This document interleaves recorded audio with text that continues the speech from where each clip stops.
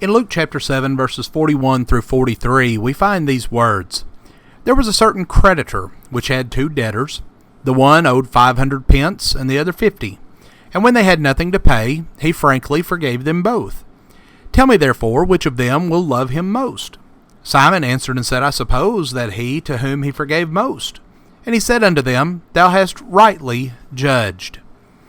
The book of Luke has many unique characteristics.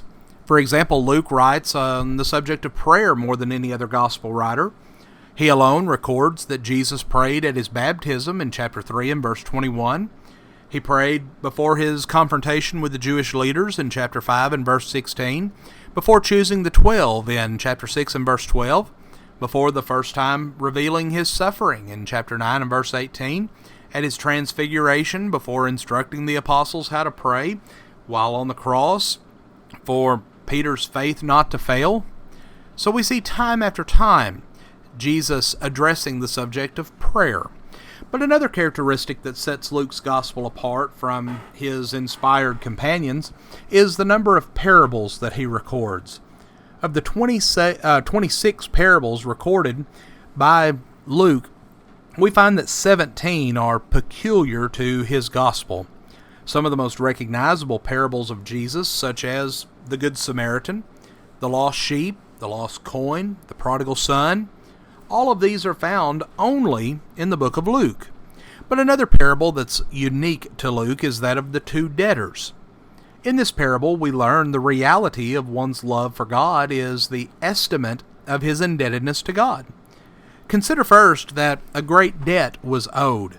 There was a certain creditor which had 2 debtors. The one owed 500 pence, the other 50. Well, in real terms, one man's debt was the equivalent of 500 days' wages, and the other only 50 days' wages. Now, one might suppose the debtor who owed the 500 owed a greater debt. But the fact is, both men owed a great debt because neither could afford to pay. If a man has no means of paying off a debt, the amount matters little. It's a great debt because it's unpayable. A great debt was owed by both of these men. But then, I want you to notice a great forgiveness that is given. And when they had nothing to pay, he frankly forgave them both. Well, the Greek word that is here translated forgave is found only in this one parable, and it's only found in Luke. Well, the literal meaning of the word is to do something pleasant or agreeable, or to do someone a favor. In fact, the root form of this word comes from the term that we get our word grace. If we were relating such a story to someone, we might say that by forgiving the debt, this creditor was very gracious to them. But also in this parable, we see great love being shown. After speaking the parable, Jesus asked Simon, Simon, tell me, which of them will love him more? Well, Simon's answer was very revealing. He said, well, I suppose that the one that he forgave the most. Well, we know Simon's answer is correct because of Jesus' response. He says, Thou hast rightly judged. But what is most striking is revealed in Simon's words, I suppose. The man Simon supposed or assumed to have the greater love is the one he himself assumed to have had the greater debt. But each man's debt was equally great because neither were able to pay the debt. So the lesson of the parable is very clear. The love and gratitude that one shows to God is based upon one's estimate of their debt to God. Those who reject God, the sacrifice of His only begotten Son, and the authority of His Word, fail to see not only the greatness of His grace, but also their indebtedness.